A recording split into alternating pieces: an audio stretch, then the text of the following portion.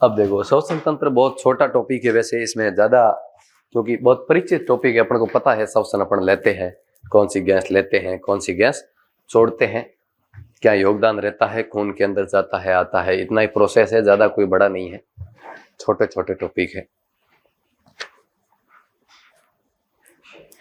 पढ़ के तो आ रहे हो आप, पूछो, थोड़ा पूछ लें, रिवीजन करके आ रहे हो, चलो ठीक है। क्या? हाँ, कैमरा बंद करो, देखे नहीं पूछते, कोई याद नहीं है तो अभी मैं बताऊंगा तो भी याद हो जाएगा, धीरे धीरे करो, याद हो जाएगा, कोई टेंशन नहीं।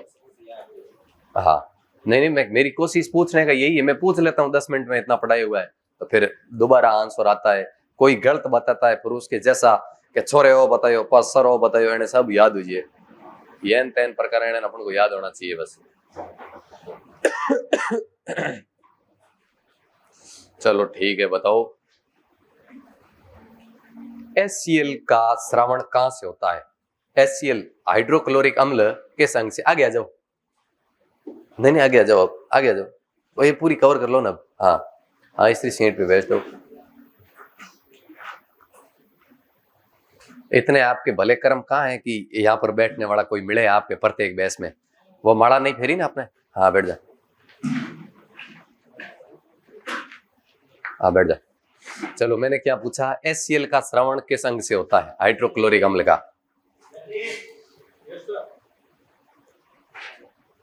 जा, तुम बता देखे, मस्त होना दीवाना तो। हाँ जुगत सिंह, हाँ किससे होता है?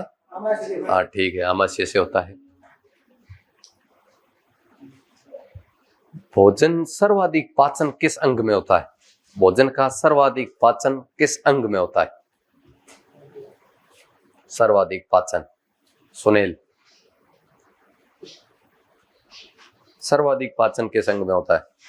इधर चारों के हाथ खड़े हैं, इधर वाले तुम बता, बीच वाला।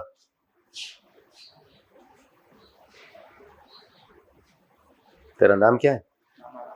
रामाराम, बता। नाम सबका याद होना जरूरी है, क्या पता कौन यूट्यूब पे कमेंट करता है, नाम का पता ही नहीं है तो पता ही नहीं चलता। बहुत जिम्मेदारियां बढ़ गई है, किस किस मामले को देखे, कहाँ कहाँ मैनेज करे।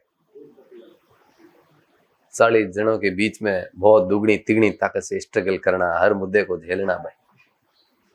और ये महेश कुमार कौन है? महेश कुमार था, क्या नाम है उसको देखूंगा, है महेश सिंह ने कमेंट नहीं की, वो महेश सिंह तो ये है। एक वो वीडियो के नीचे बहुत सारे कमेंट किए धर्मा जी वाले क्लास के। हाँ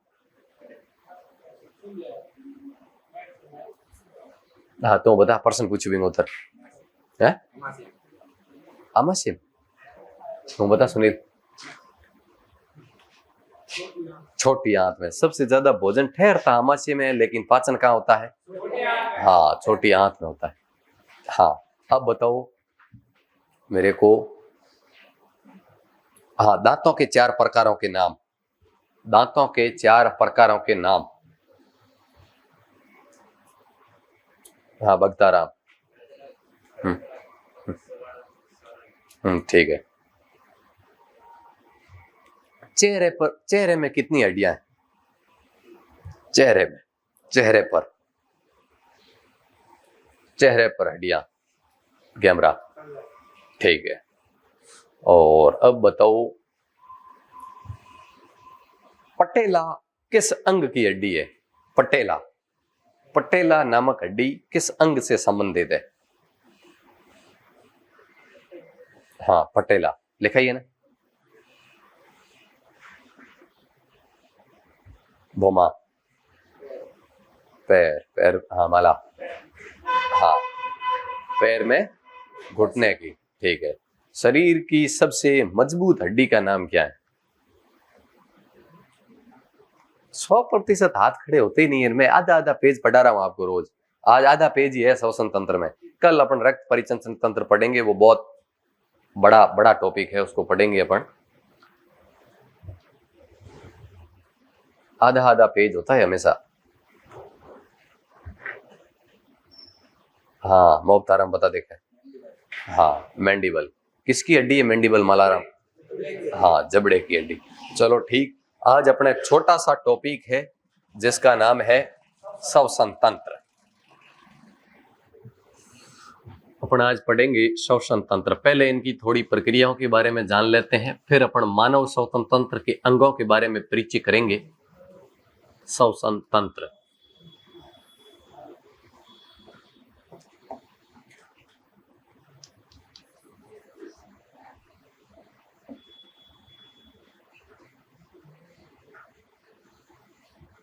सबसे पहले तो अपन जानते हैं कि ये श्वसन होता क्या है। श्वसन किसे कहते हैं? जिस प्रकार भोजन पाचन तंत्र के अंदर अपन ने पढ़ा कि पाचन क्या होता है, उस प्रकार श्वसन क्या होता है उसके बारे में जानते हैं। श्वसन किसे कहते हैं? क्या होता है श्वसन? भाई श्वसन आप क्या समझते हो? श्वसन से गैसों का लेना और देना, यानी गैसों का आदान प्रदान एक प्रकार का श्वसन ही है। यानी ऑक्सीजन को ग्रहण करने की वो प्रक्रिया जिसके परिमाण स्वरूप ऑक्सीजन, ग्लूकोज, जो अपना खाना खाते हैं अपन उसको ग्लूकोज कहते हैं, कार्बोहाइड्रेट, ग्लूकोज को कार्बन डाइऑक्साइड, जल तथा ऊर्जा के रूप में परिवर्तित कर देती है, उसे क्या कहते हैं?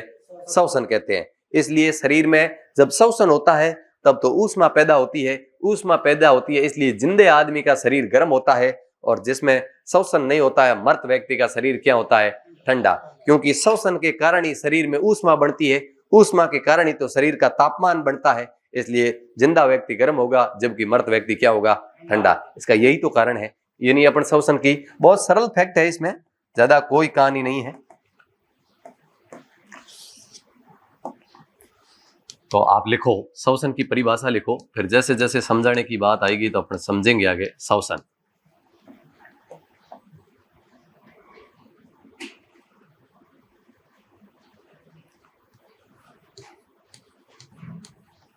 श्वसन वो प्रक्रिया है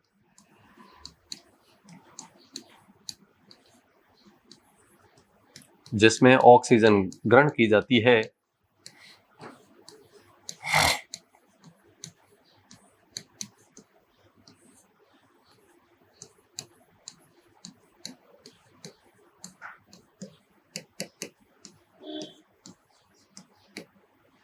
जिसके परिणाम स्वरूप क्या होता है? जिसके परिणाम स्वरूप ग्लूकोज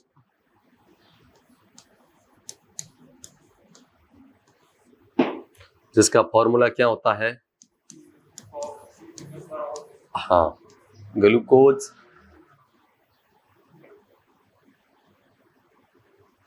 ग्लूकोज किस में टूट जाता है? Carbon die oxide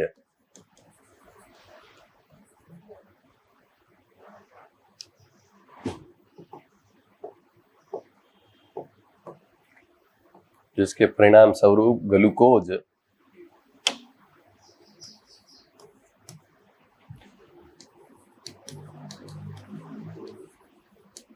carbon die oxide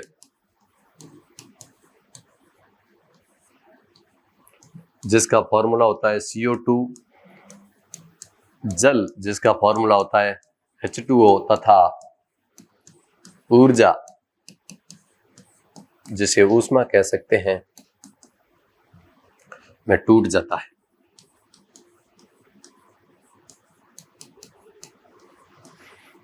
यानी क्या हुआ? ग्लूकोज था शरीर के अंदर C6H12O6, जिसके साथ कौन मिली? हाँ, O2 मिली, जिससे क्या हुआ? एक तो CO2 बनी, साथ में क्या बना? H2O जल बना, और इसी के साथ में क्या निकली? ऊर्जा निकली। यही तो श्वसन कहना चाहता है। अब समीकरण संतुलित नहीं है तो इसको अपन संतुलित कर सकते हैं। इसके आगे भी 6 लगा देंगे, इसके आगे भी 6 और इसके आगे भी 6। समीकरण संतुलित का नहीं पता है नहीं, जिधर ऑक्सीजन इतनी, जहां प्रत्येक जो भी तत्व जितना बाईं तरफ है उतने ही क्या होने चाहिए? दाईं तरफ। ये तो श्वसन की परिभाषा। इसके फैक्ट से अपन कुछ बातें और लिखे, जैसे लिख लिया नहीं यहां तक तो? ठीक। अब जैसे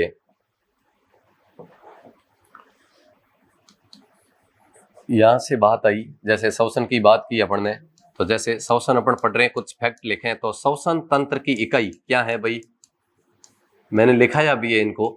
श्वसन तंत्र की इकाई क्या कहलाती है, श्वसन तंत्र की इकाई क्या है। और अगली बात करें, प्राणियों द्वारा श्वसन में ली जाने वाली गैस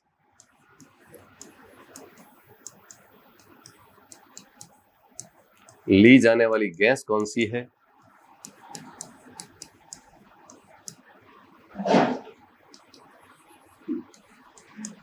अगली बात करें, प्राणियों द्वारा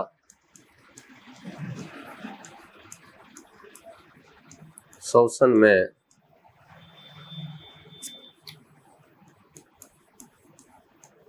छोड़ी जाने वाली गैस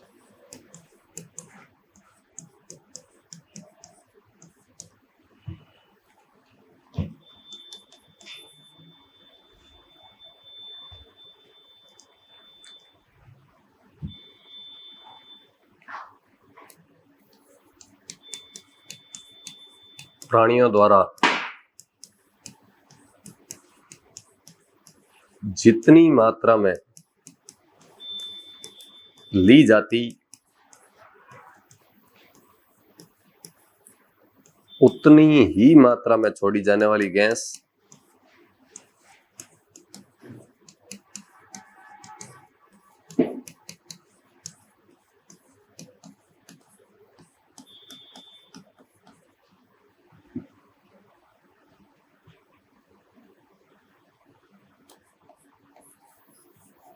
अब देखो इनके क्वेश्चनों का आंसर करते हैं, फिर आगे बढ़ते हैं। लगभग सारों क्वेश्चनों के आंसर आपको आ रहे हैं ना। श्वसन तंत्र की इकाई क्या है, ये तो अंग है, मैंने लिखा है एक दिन आपको श्वसन तंत्र की सूक्ष्म इकाई, याद है ना, संरचनात्मक इकाई। जैसे शरीर की संरचनात्मक इकाई कौन है, शरीर की, अरे शरीर की कौन है, कोशिका है। उत्सर्जन तंत्र की कौन है, तंत्रिका तंत्र, मैंने पढ़ा दिया। तंत्रिका तंत्र की कौन है, मैंने लिखा है ना। तंत्रिका तंत्र की संरचनात्मक क्रियात्मक इकाई कौन है, न्यूरॉन। कौन है, न्यूरॉन। उत्सर्जन तंत्र की नेफ्रॉन है। अनुवांशिकी तंत्र की जीन है। उस प्रकार श्वसन तंत्र की कूपिकाएं है, नहीं लिखाया, हाँ। तो श्वसन तंत्र की कूपिकाएं। वैसे श्वसन में गैस ली तो ऑक्सीजन, कार्बन डाई, नाइट्रोजन, क्योंकि वायुमंडल में अपन खड़े हैं तो सारी जा रही है अंदर, लेकिन श्वसन में यूज कौन सी होती है वही मानी जाती है। यानी अपन श्वसन के अंदर ग्रहण कौन सी गैस करते हैं, ऑक्सीजन। कौन सी करते हैं, ऑक्सीजन। और श्वसन लेने के बाद छोड़ते कौन सी है, कार्बन डाइऑक्साइड। ये तो बहुत इजी और छोटी क्लास का क्वेश्चन है। ऑक्सीजन का formula O2, carbon dioxide CO2, और वो गैस जितनी मात्रा में ली जाती है उतनी मात्रा में छोड़ी जाती है नाइट्रोजन। कौन सी है, नाइट्रोजन। लिखो, एक क्वेश्चन और था,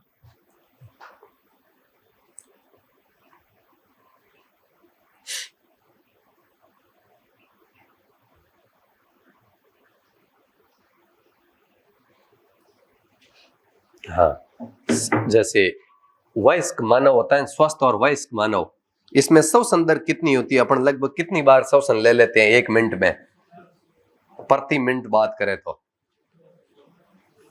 जैसे मैंने कहा वयस्क मानव में श्वसन दर, वयस्क मानव में श्वसन दर कितनी होती है। और श्वसन दर की बात आई तो एक बात और याद आ जाती है, श्वसन दर मापने वाले यंत्र का नाम।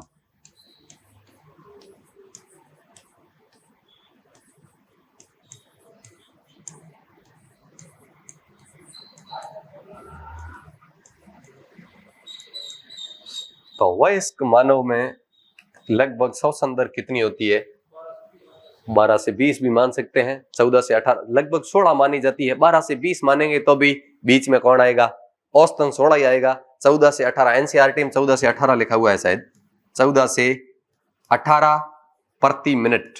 एक मिनट के अंदर अपन कितनी बार श्वसन लेते हैं, हाँ 14 से 18। और मापने वाले यंत्र का नाम है स्पीरोमीटर।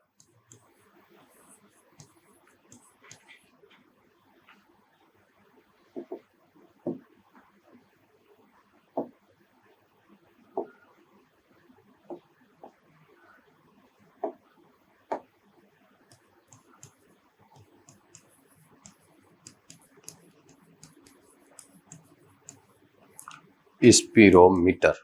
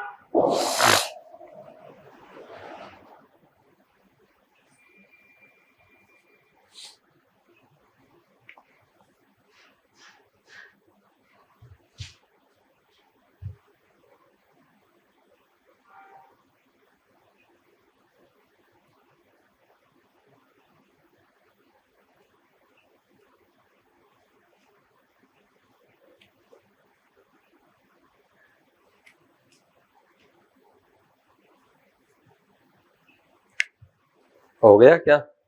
चले आगे। तो ये तो अपन ने श्वसन क्या होता है और श्वसन के सामान्य फैक्ट अपन ने पढ़े। अब श्वसन के आधार पे अलग अलग जीव, अलग अलग जो जीवों का वर्ग है वो अलग अलग अंगों से श्वसन लेता है। जैसे मानव के श्वसन का प्रमुख अंग क्या है? नाक से तो अपन श्वसन लेते हैं, लेकिन अपना प्रमुख अंग माना जाता है फेफड़ा। क्या ये तो अपने फेफड़े अंदर है, इसलिए लेने के लिए एक प्रकार का स्रोत बना हुआ है फेफड़ों तक जा सके। बाकी श्वसन की सारी जो घटनाएं घटती है वो कहाँ घटती है? फेफड़े में ही घटती है। फेफड़े में हृदय से खून आता है जिसमें ऑक्सीजन मिलती है, मिलके पूरे शरीर में जाती है, शरीर से वापस हृदय से होता हुआ वापस फेफड़े में आता है, कार्बन डाई बाहर निकलती है, वापस ऑक्सीजन मिलती है। यानी जो काम खून के साथ ऑक्सीजन का मिलना, वापस कार्बन डाई का निकलना, सारी प्रक्रिया कहाँ होती है? फेफड़ों में। तो मानव का या बड़े पशु पक्षी, जितने भी अपन को पशु पक्षी जो दिख रहे हैं, इन सभी में फेफड़ों की है। लेकिन कई अलग अलग जीवों के अलग अलग अंग है, तो अपन उनके बारे में डिस्कस करते हैं, वहां से एग्जाम में प्रश्न पूछा जाता है। तो जैसे मैंने पॉइंट लिखा यहाँ, प्रमुख श्वसन अंग, ये अपनी हेडिंग प्रमुख श्वसन अंग। अभी अपन मानव श्वसन तंत्र नहीं पढ़ रहे हैं, इनका अपन पूरे स्तर पे इनका परिचय पढ़ रहे हैं। काम की चीज कुछ नहीं छोड़ेंगे, फालतू का कुछ नहीं लिखेंगे। जैसे मैंने 1 नंबर पे लिखा, एक कोशिकीय जीवों में, एक कोशिकीय जीव होते हैं वो श्वसन कहां से लेते हैं? एक कोशिकीय जीवों में प्रमुख श्वसन अंग, इनकी हेडिंग है। चलो दूसरी बात करें, जलीय जीव। एक कोशिकीय जीव पता ही है कौन से होते हैं? उदाहरण मैंने लिखवा दिए कोशिका पढ़ाई तब। एक कोशिकीय जीव कौन कौन से होते हैं? तुम बता। देखे ये बेटा आराम से आगे, तो बता एक कोशिकीय जीव कौन कौन से होते हैं? याद करते हो नहीं करते हो? एक कोशिकीय जीवों के उदाहरण याद है ना मालाराम? अमीबा और पैरामीशियम, दो तो ये उदाहरण याद रखने ही रखने, अमीबा और पैरामीशियम। हाँ, तो एक कोशिकीय जीवों में कैसे होता है? जलीय जीव, जिसमें अपन उदाहरण ले सकते हैं मछली और मेढक। मछली और, हाँ मछली है, मेढक है, इनके अंदर श्वसन कैसे होता है। इसके बाद अपन करें कीट पतंग। कीट पतंग में कौन आते हैं पता है ना आपको? हाँ, ये जैसे टीडे, टीडे मान लिया, और क्या मान ली? मक्खियां मान ली, टीडे मक्खी, ये श्वसन कैसे लेते हैं? हाँ, और इसके अलावा अपन अगली बात करें, जैसे जमीन के अंदर जैसे रहता है केंचुआ, जैसे केंचुआ है, और कुछ मेढक जैसे जल के अंदर, कुछ मेढक जैसे मिट्टी में रहते हैं जिनको निष्क्रिय मेढक कहते हैं। तो ये जैसे निष्क्रिय मेढक है, ये श्वसन किससे लेते हैं? और इसके अलावा यदि बात करें, जैसे मानव, जंतु, एवं पक्षी ये श्वसन किससे लेते हैं? ये अपन को 5 बातें तो याद रखनी है इनसे। तो अब देखो, एक कोशिकीय जो जीव होते हैं, इधर देखो, एक कोशिकीय जीव किससे लेते हैं श्वसन? इस बात को समझना है। ये लेते हैं, पहले समझ लो, अब मैं आंसर लिख रहा हूं तब समझ लो, फिर लिख लेना। परासरण विधि, परासरण विधि। अब परासरण विधि क्या होती है? जैसे परासरण विधि वो होती है, जैसे मैंने आपको कोशिका पढ़ाई, तब आपको मैंने पढ़ाई कोशिका झिल्ली। कोशिका झिल्ली अर्धपारगम्य होती है, यानी कुछ बातों को वो लेती है, कुछ बातों को वो छोड़ती है। तो इनका जो एक कोशिकीय जीवों का शरीर होता है वो कोशिका झिल्ली से निर्मित होता है, और वो पूरे शरीर से कहीं पर भी से श्वसन ले सकते हैं। उस पारगम्य अर्धपारगम्य झिल्ली के माध्यम से लेते हैं। उस विधि को कहते हैं क्या? परासरण विधि। फिर बात आई जलीय जीव। जलीय जीव अपना श्वसन किन से लेते हैं? हाँ, गलफड़े कह सकते हैं उनको, क्लोम कह सकते हैं, और इंग्लिश में उनको गिल्स कहते हैं। तीन एक ही आइटम है, नाम तीन है, गलफड़े कहो, चाहे क्लोम कहो, चाहे गिल्स कहो। फिर बात आई कीट पतंग। कीट पतंग किससे लेते हैं? श्वास नली से। और फिर केंचुआ, ये किससे लेते हैं? त्वचा से। और मानव, जंतु और पक्षी, इनके लिए क्या होता है? बिल्कुल, ये सारे छोटे छोटे हैं, इसलिए इनमें कोई स्वतंत्र श्वसन तंत्र पाया नहीं जाता है, विकसित श्वसन तंत्र पाया नहीं जाता है। जैसे फेफड़े, पूरी श्वास नलिकाएं, कूपिकाएं, इतना कोई विकराल जाल होता नहीं है, इसलिए इनमें तो एक एक हिस्सा होता है जिसमें पूरा श्वसन क्रिया संपन्न हो जाती है। जबकि मानव, जंतु, पक्षी, इनमें विकसित श्वसन तंत्र पाया जाता है, श्वसन नलिकाएं पाई जाती है, प्रत्येक कोशिका और प्रत्येक ऊतक तक ऑक्सीजन का परिवहन होता है। तो विकसित एवं स्वतंत्र किसमें पाया जाता है? श्वसन तंत्र मानव, जंतु और पक्षियों में। जबकि ये तो सारे के सारे सूक्ष्म जीव के उदाहरण हैं जिनमें विकसित और स्वतंत्र श्वसन तंत्र उपस्थित नहीं होता है। तो ये अपने को याद रखना है। ये परासरण विधि द्वारा जलीय जीवों की बात करें तो ये क्लोम द्वारा, इनको क्लोम कह सकते हैं, इनको अपन क्या कह सकते हैं? गलफड़े कह सकते हैं, और इनको इंग्लिश में गिल्स कहते हैं, गिल्स कह सकते हैं। तो ये परासरण विधि द्वारा और ये गिल्स द्वारा। इधर बात करें कीट पतंग किसके द्वारा लेते हैं? श्वास नली द्वारा। तो श्वास नली द्वारा। और इधर बात करें केंचुआ, निष्क्रिय मेढक, ये किनके द्वारा? हाँ, त्वचा द्वारा। और मानव, पशु, पक्षी किनके द्वारा? फेफड़ों द्वारा।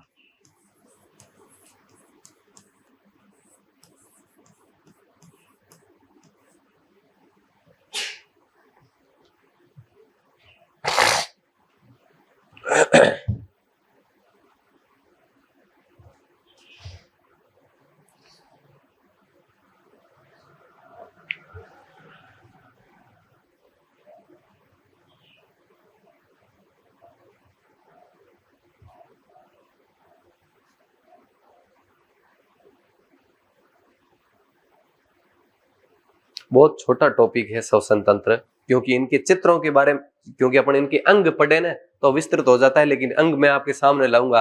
आपको मैं पूछ लूं नाक का काम क्या है, आप सीधा बता सकते हो, कोई क्वेश्चन नहीं बनता। नाक से श्वास नली कंठ से होता हुआ फेफड़ों में जाता है, काम फेफड़े का है। बाकी तो सिर्फ गैस को ले जाती है और लाती है, नाक से लेके फेफड़ों तक का सारा काम लाने ले जाने का ही करता है। बाकी तो अपन ने पाचन तंत्र में क्या पढ़ा? एक एक अंग के बारे में पढ़ा, क्योंकि उनमें अलग अलग हार्मोन्स, अलग अलग एंजाइम निकलते हैं, अलग अलग काम है सबका। हो गया? ठीक। अगली बात करें, अब अपन श्वसन के प्रकार पढ़ लेते हैं। श्वसन के प्रकार दो होते हैं, एक वायवीय श्वसन और एक अवायवीय। एक ऑक्सी श्वसन कहते हैं, एक अनऑक्सी श्वसन। यानी एक तो वायवीय क्या होता है? ऑक्सीजन की उपस्थिति में जो श्वसन होता है उसको क्या कहते हैं? वायवीय श्वसन या ऑक्सी श्वसन। और जहां ऑक्सीजन की उपस्थिति नहीं होती है वहां पर भी यदि श्वसन प्रक्रिया हो जाती है, श्वसन प्रक्रिया का अर्थ क्या हुआ? श्वसन प्रक्रिया का अर्थ साइंस ये नहीं मानती है श्वास लेना। श्वसन प्रक्रिया का अर्थ यही है, यदि ग्लूकोज टूट रहा है इसका मतलब वह क्या हो गया है? श्वसन हो गया है। अब ऑक्सीजन की उपस्थिति में हो या ऑक्सीजन की बिना उपस्थिति में हो, शरीर के अंदर दोनों प्रक्रियाएं घटती है। जैसे अपन रेयर कंडीशन जो श्वसन ले रहे हैं, ये तो अपन ऑक्सीजन की उपस्थिति में ले रहे हैं, अपना ग्लूकोज CO2 में यानी कार्बन डाइऑक्साइड में, जल में तथा ऊर्जा में परिवर्तित हो जाता है। लेकिन कभी जैसे कोई धावक, जैसे आप दौड़ के आते हो, दौड़ के आने के बाद शरीर में ऑक्सीजन की पूर्ति हो नहीं पाती है, लेकिन शरीर को एनर्जी की जरूरत ज्यादा होती है, तब बिना ऑक्सीजन ही ग्लूकोज शरीर के अंदर टूटने लग जाता है। तब ग्लूकोज का जो ग्लूकोज या तो लैक्टिक अम्ल में या पायरुविक अम्ल के अंदर टूटना प्रारंभ कर देता है बिना ऑक्सीजन की उपस्थिति में। वो होता है क्या? अवायवीय श्वसन या अनोक्सी श्वसन, जो जीव द्रव्य के अंदर होता है। और जबकि जो अपना जो श्वसन जिसकी बात कर रहे हैं, ग्लूकोज टूटना, ये कोशिका के माइटोकॉन्ड्रिया के अंदर ये घटना घटती है। इसलिए तो माइटोकॉन्ड्रिया को कोशिका का क्या कहा जाता है? हाँ, शक्ति ग्रह तो कहा ही जाता है, ऊर्जा उत्पन्न होती है। इसके साथ साथ क्या कहा जाता है? कोशिका का श्वसन स्थल कहा जाता है ना, दोनों ही लिखा है ना मैंने, श्वसन स्थल और ऊर्जा पैदा होने के कारण शक्ति स्थल। तो अब अपन लिखते हैं क्या? श्वसन के प्रकार।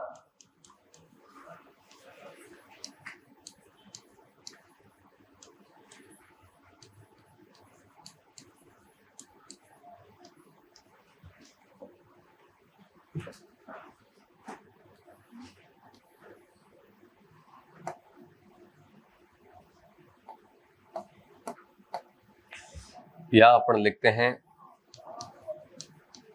वायवीय श्वसन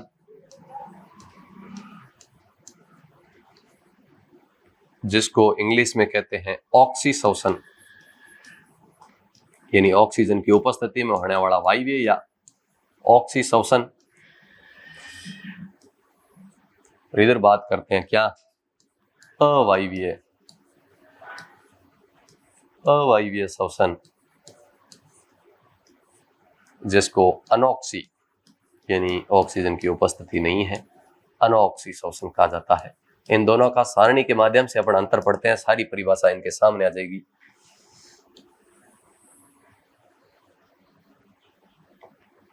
अब पॉइंट नंबर 1 पढ़े तो ये तो ऑक्सीजन की उपस्थिति में होता है, ऑक्सीजन की उपस्थिति में।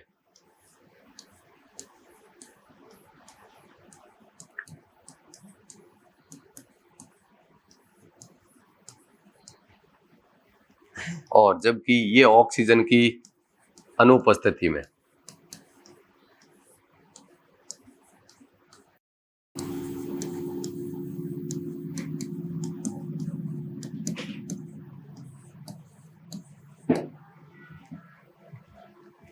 दूसरा बात यह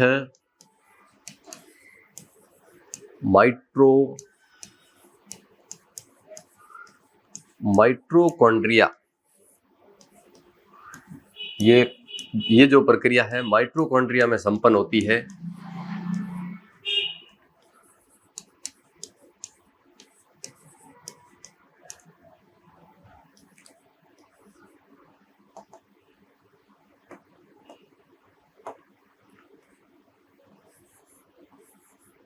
और यह प्रक्रिया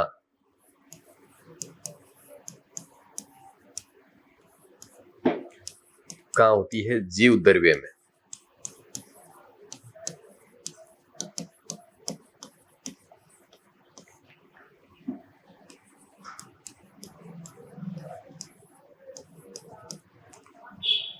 तीसरा कारण पढ़े, इसमें ग्लूकोज का विखंडन या विघटन CO2, H2O तथा ऊर्जा के रूप में होता है।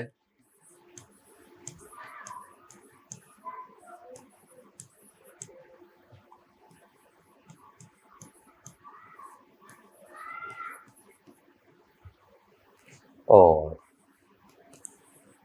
इसमें ग्लूकोज का विखंडन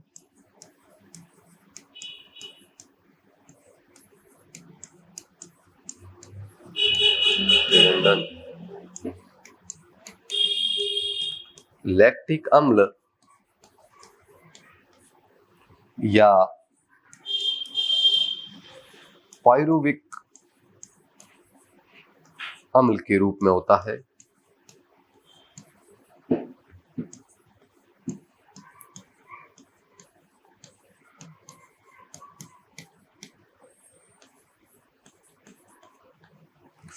चौथा पॉइंट करें, यहां 2 एटीपी ऊर्जा मुक्त होती है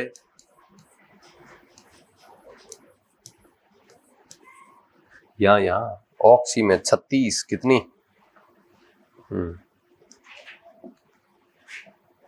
यहाँ 36 एटीपी ऊर्जा मुक्त होती है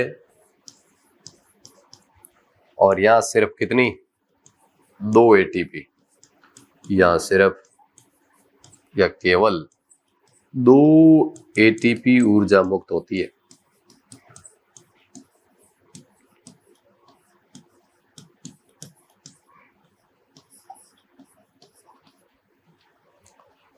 लगभग आ गया समझ में। ऑक्सीजन की उपस्थिति में तो माइटोकॉन्ड्रिया में वो जीव द्रव्य में यहाँ हमेशा ही होता है CO2H2 और ऊर्जा, जबकि वहां लैक्टिक अम्ल और पायरुविक अम्ल बनता है। यहाँ अति ऊर्जा बनती है 36 एटीपी, जबकि वहां मात्र 2 एटीपी। लेकिन जरूरत होती है, रेयर कंडीशन शरीर को चाहिए तब बन जाती है, क्योंकि जैसे दौड़ भाग करके आते हैं तो एनर्जी की जरूरत रहती है ना।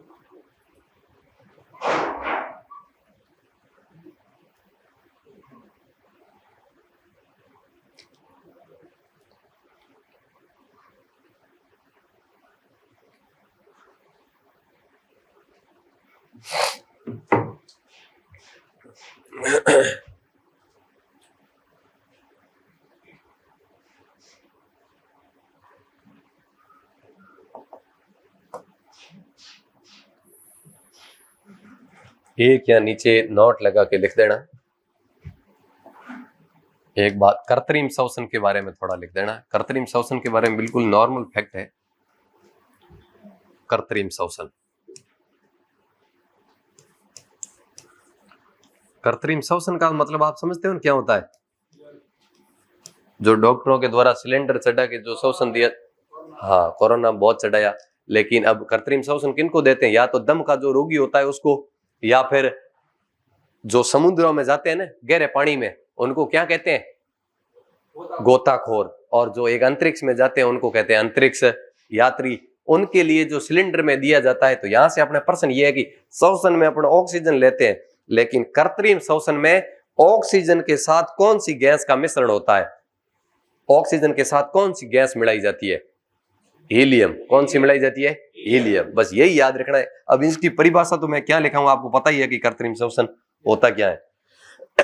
तो नॉर्मल सी बात इसके सामने लिख लो। कृत्रिम श्वसन का मतलब है ऑक्सीजन 90% होगी उस सिलेंडर के अंदर और 10% क्या मिलाई जाएगी? हीलियम। ये याद रखना है। 90% ऑक्सीजन और प्लस हीलियम होगी कितना प्रतिशत? 10%। बस।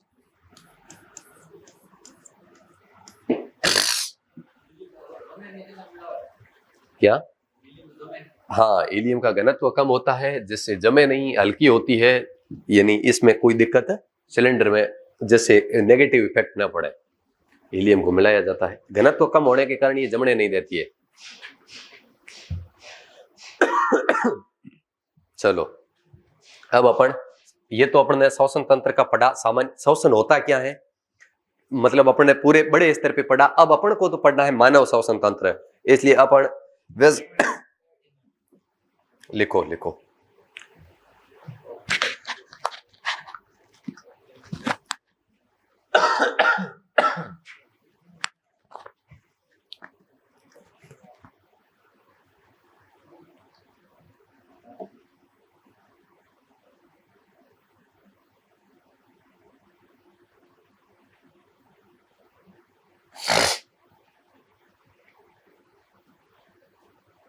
लिख लिया? ठीक है। अब देखो ये है मानव श्वसन तंत्र। अब इनके अंदर जहां अपने को लिखना पड़ेगा उनके बारे में बात करेंगे, जिस जिस चीज की जरूरत पड़ेगी। जैसे सबसे पहले बात आई किसकी? नासाद्वार। रुक जा, नासाद्वार। नासाद्वार यानी जो नाक उभरी हुई एक संरचना होती है जिसमें एक बीच कपाट बनाए होता है और दो द्वार होते हैं। कोई लिखाने की जरूरत है नहीं, सामने दिख रहा है। और इनके अंदर छोटी छोटी रूह होती है जो वायु के साथ आने वाले कणों को क्या कर लेती है, रोक लेती है। उसके बाद जैसे कुछ मुंह से भी श्वसन कुछ चला जाता है, कुछ यहाँ दोनों, जैसे यहाँ से जब श्वसन प्रक्रिया आई और यहाँ से अपन, इसके बाद यहाँ होती है ग्रसनी।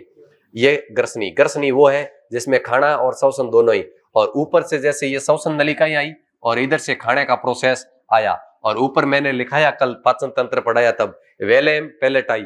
यहाँ पे वेलेम पैलेटाई नाम का एक ढक्कन लगा हुआ होता है जो श्वसन नलिका को क्या कर देता है, बंद कर देता है। मतलब खाना खाते हैं तब श्वसन नलिका को क्या कर देता है, बंद। एक नीचे यहाँ लगा हुआ होता है जो फेफड़ों को और आर नाल जो होता है ना, ग्रास नली, उसको अलग करने जो श्वसन नली को ढक देता है, उसको तो क्या कहते हैं, जैसे इसने लिखा है उपस्थित ये वल्ले, ये तो आवाज आने जाने की है। यहाँ पे एपिग्लोटिस होता है, याद है ना, मैंने दो लिखवाया, एक वेलेम पैलेटाई जो नासिक छिद्र को बंद कर देता है, और एक मैंने लिखाया एपिग्लोटिस। ये एपिग्लोटिस याद रखना है, बहुत इंपॉर्टेंट है। इसको शरीर का ट्रैफिक पुलिसमैन कहा जाता है, जो यहाँ पर भोजन की नली को तथा श्वसन की नली को क्या कर देता है, बंद। अब देखो अपने इसमें लिखना क्या पड़ेगा, नाक की कहानी अपने को पता, फिर ग्रसनी अपने ने उसी में पढ़ा, भोजन, यहाँ से भोजन जाता है वो तो होती है ग्रास नली।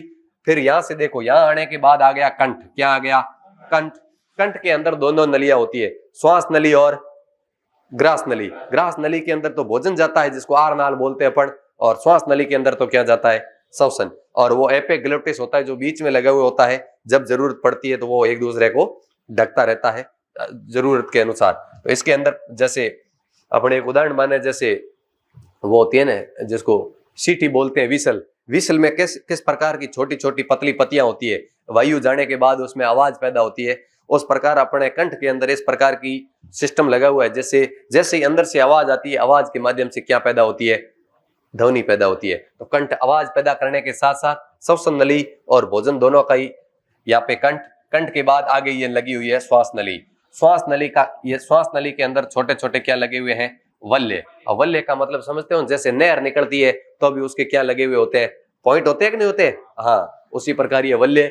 उसके बाद जैसे श्वसन यहाँ पहुंचा, यहाँ पहुंचने के बाद इस श्वसन से कनेक्ट होती ये पूरा, ये तो फुसफुस का मतलब हो गया फेफड़ा। क्या हो गया, फेफड़ा तो होता ही होता है। अब फेफड़ा ऊपर, फेफड़ों के ऊपर क्या होती है, पसलियां, ठीक है। फेफड़े के बारे में 2-3 लाइन अपन लिखेंगे इधर कंठ से होते हुए। अब देखो इनके अंदर ये श्वास नलिकाएं होती है, ये देखो फेफड़े के अंदर ऐसे आया, ये श्वास नली बड़ी और फिर इसके अंदर बिखर गई तो क्या हो गई, श्वास नली। और श्वास नली के बाद छोटी छोटी, जैसे ये पौधे का तना, तने के बाद ऊपर क्या हो गई, डाली। डाली के छोटी छोटी भागों को कहते हैं शाखा, कहते हैं ना। सेम उसी प्रकार ये जैसे उल्टा आरेख बना है, ऊपर से श्वास नली आई, आते ही 4-5 इसमें से क्या निकल गई, ये जितनी भी मानो क्या निकल गई, श्वास नलिकाएं। और इनके बाद छोटी छोटी संरचनाएं बनी होती है जिनको क्या कहते हैं, कूपिकाएं। क्या कहते हैं, ये एक कूपिका का उदाहरण दिया, बहुवचन मानेंगे तो कूपिकाएं, जो श्वसन तंत्र की सबसे सूक्ष्म इकाई होती है।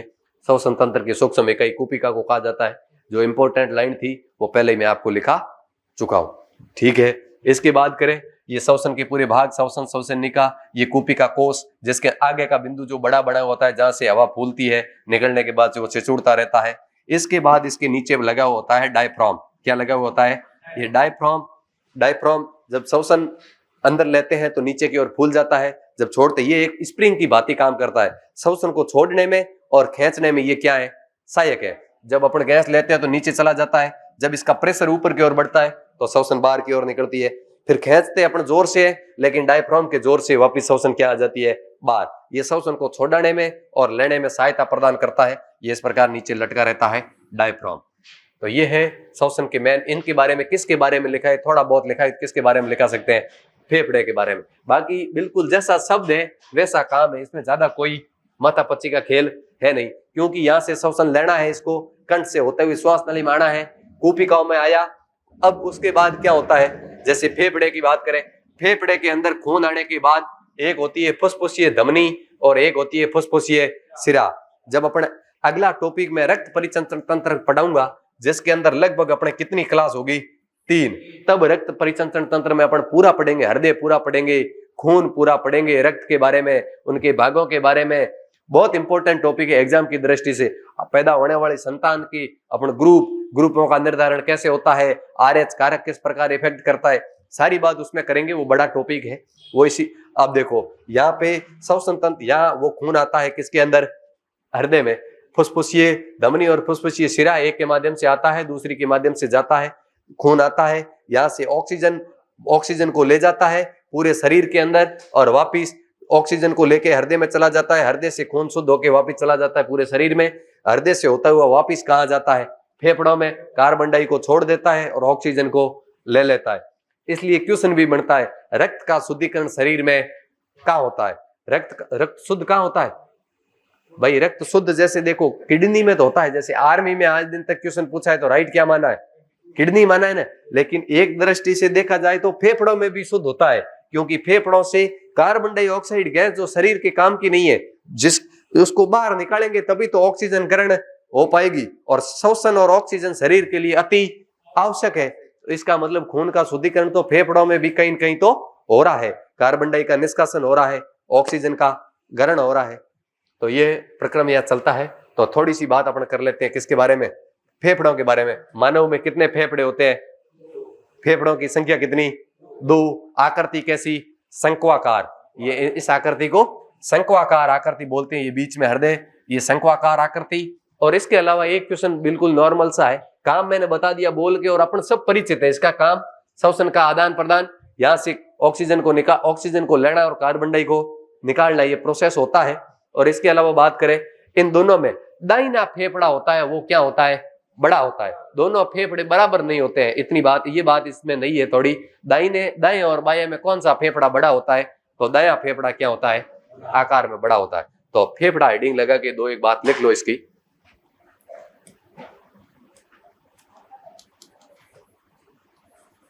जैसे इससे पहले मैं आपको एक लाइन लिखाऊं, जैसे पूरा प्रक्रम आ जाएगा, एक लाइन ही आपको लिखनी है। जैसे देखो मैंने यहां लिखा, मानव में श्वसन का प्रवाह, यानी मानव में श्वसन कहां से कहां जाता है, पूरी अपन लाइन माध्यम से पढ़ लेंगे तब पूरा श्वसन तंत्र यह हो जाएगा। मानव में श्वसन का प्रवाह,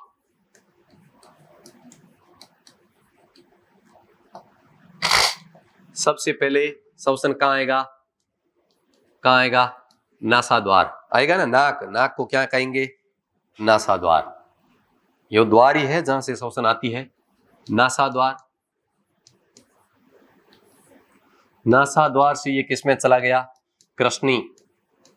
नासाद्वार से होता हुआ ग्रसनी से होता हुआ ये कहां चला गया, कंठ। और कंठ से होता हुआ ये कहां चला गया, श्वास नली।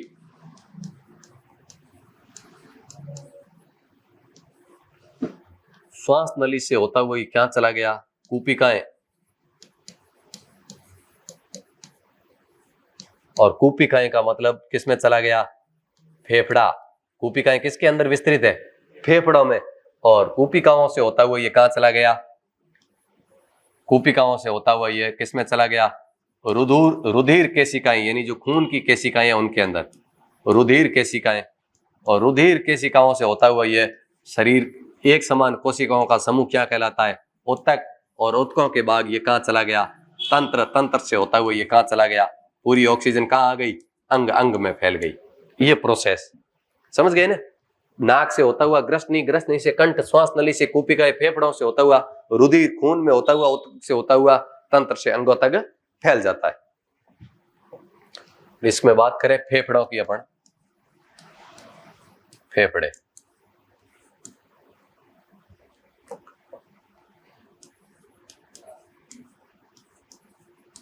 मानव में फेफड़ों की संख्या कितनी, 2।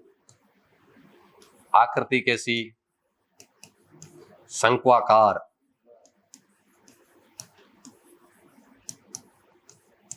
और ये बात और लिख लेना, दाहिना फेफड़ा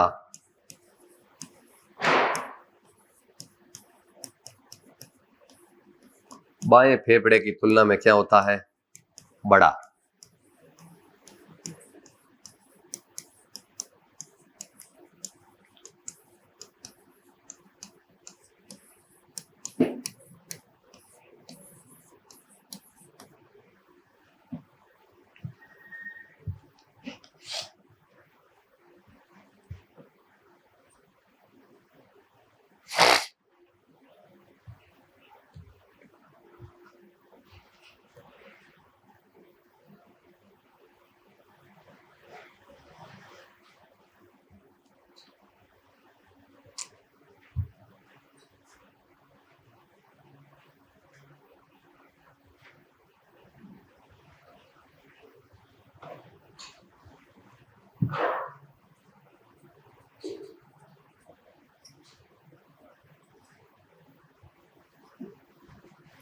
कल से विचार है जब तक जैसे दीपावली तक रामाराम जी की क्लास न हो तब तक दोनों क्लास 1.5 घंटा कर देते हैं। मतलब वैसे आप 3 घंटे तो 3 क्लास होती तो भी 3 घंटे ही पढ़ते। कल से साइंस की भी 1.5 घंटा कर देते हैं। और 1.5 कर दे या घंटा घंटा ठीक है? 2 घंटा? हिरमल कह रहे हैं 2 घंटा लगातार। 2 घंटा तो ही हुए हीरा। एक क्लास 2 घंटा बोले या हीरो तो वो बीच में है, फिर पार हो गया सीधा। गली से होता वो भगवती, वो क्या मेला मैदान बोलते क्या, मेला मैदान कूच कर लिया। एक दिन तो मेरे को कह रहा था मैं बाजार गया हूं। हीरा कोई जमेलो तो वो नहीं बीच में है? छोरा हूं धके निकला के डरो है?